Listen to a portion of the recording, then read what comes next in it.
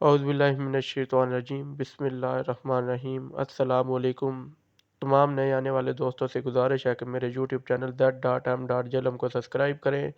आज इंशाल्लाह मैं आपको विज़िट कराऊंगा झेलम की मशहूर पंजाब बेकर्स, और आपको दिखाएंगे कि पंजाब बेकर्स में पिज़ा कैसे बनाते हैं। तो चलिए स्टार्ट करते हैं।